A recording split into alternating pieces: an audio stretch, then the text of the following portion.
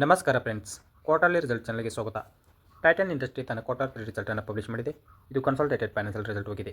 ಇದು ಈಗಿನ quarter 3 result column, ಈ ಹಿಂದಿನ ಕ್ವಾರ್ಟರ್ 2 ರಿಸಲ್ಟ್ ಕಾಲಮ್, ಹಿಂದಿನ ವರ್ಷದ ಕ್ವಾರ್ಟರ್ 3 ರಿಸಲ್ಟ್ ಕಾಲಮ್.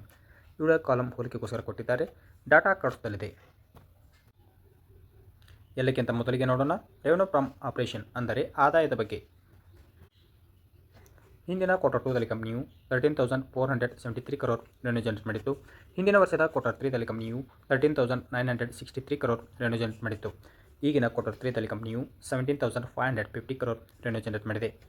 ಕಂಪನಿಯ ರೆವೆನ್ಯೂವನ್ನು ಏರ್ ಕಂಪ್ಯಾರಿಸನ್ ಮಾಡಿದಾಗ 25.6% ಅಷ್ಟು ಏರಿಕೆಯಾಗಿದೆ. ಅದೇ ಕಂಪನಿಯ ರೆವೆನ್ಯೂವನ್ನು ಕ್ವಾರ್ಟರ್ ಟು ಕ್ವಾರ್ಟರ್ ಕಂಪ್ಯಾರಿಸನ್ ಮಾಡಿದಾಗ 30% ಅಷ್ಟು ಏರಿಕೆಯಾಗಿದೆ. ನೆಕ್ಸ್ಟ್ ಪಾಯಿಂಟ್ ನೋಡೋಣ, ಟೋಟಲ್ ಎಕ್ಸ್ಪೆನ್ಸಸ್ ಅಂದರೆ ಖರ್ಚಿನ ಬಗ್ಗೆ. ಹಿಂದಿನ ಕ್ವಾರ್ಟರ್ 2ದಲ್ಲಿ ಕಂಪನಿಯು 13,709 crore ಖರ್ಚು ಮಾಡಿತ್ತು. ಹಿಂದಿನ ವರ್ಷದ ಕ್ವಾರ್ಟರ್ 3ದಲ್ಲಿ ಕಂಪನಿಯು 12,922 crore ಖರ್ಚು ಮಾಡಿತ್ತು. ಈಗಿನ ಕ್ವಾರ್ಟರ್ 3ದಲ್ಲಿ ಕಂಪನಿಯು 16,472 crore ಖರ್ಚು ಮಾಡಿದೆ. ನೆಕ್ಸ್ಟ್ ಪಾಯಿಂಟ್ ನೋಡೋಣ, ಪ್ರಾಫಿಟ್ ಫಾರ್ ದ ಪೀರಿಯಡ್ ಅಂದರೆ ಲಾಭದ ಬಗ್ಗೆ. ಹಿಂದಿನ ಕ್ವಾರ್ಟರ್ 2ದಲ್ಲಿ ಕಂಪನಿಯು 704 crore ಪ್ರಾಫಿಟ್ ಮಾಡಿತ್ತು.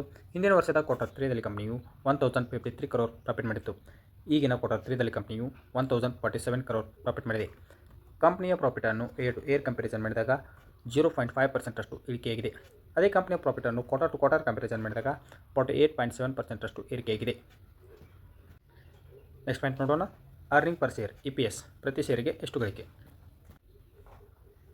ಹಿಂದಿನ ಕ್ವಾರ್ಟರ್ 2ದಲ್ಲಿ ಕಂಪನಿಯು 7 rupees 94 paise, ಹಿಂದಿನ ವರ್ಷದ ಕ್ವಾರ್ಟರ್ 3ದಲ್ಲಿ ಕಂಪನಿಯು 11 rupees 91 paise, ಈಗಿನ ಕ್ವಾರ್ಟರ್ 3ದಲ್ಲಿ ಕಂಪನಿಯು 11 rupees 80 paise. ಕಂಪನಿಯ ಪ್ರಾಫಿಟ್ ಏರಿಕೆಯಾದಂತೆ EPS ಏರಿಕೆಯಾಗುತ್ತದೆ. ಅದೇ ಕಂಪನಿಯ ಪ್ರಾಫಿಟ್ ಇಳಿಕೆಯಾದರೆ EPS ಕೂಡ ಇಳಿಕೆಯಾಗುತ್ತದೆ. ಓವರಾಲ್ ಕ್ವಾರ್ಟರ್ ರಿಸಲ್ಟ್ ಬಗ್ಗೆ ಹೇಳೋದಾದರೆ ಪಾಸಿಟಿವ್ ನಂಬರ್ ಎಂದು ಹೇಳ್ಬೋದು. ನೋಡೋಣ ಮಾರ್ಕೆಟ್ ಯಾವ ರಿಯಾಕ್ಷನ್ ತೋರಿಸುತ್ತೆ ಅಂತ. ಇನ್ವೆಸ್ಟ್ಮೆಂಟ್ ಮಾಡೋ ಮೊದಲು ನಿಮ್ಮ ಫೈನಾನ್ಷಿಯಲ್ ಅಡ್ವೈಸರ್ ಸಲಹೆ ಕೇಳಿ ಇನ್ವೆಸ್ಟ್ಮೆಂಟ್ ಮಾಡಿ. ವಿಡಿಯೋ ಇಷ್ಟವಾದರೆ ಲೈಕ್ ಮಾಡಿ, ಶೇರ್ ಮಾಡಿ ಮತ್ತು ಸಬ್ಸ್ಕ್ರೈಬ್ ಮಾಡ್ಕೊಳ್ಳಿ. ನಮಸ್ಕಾರ.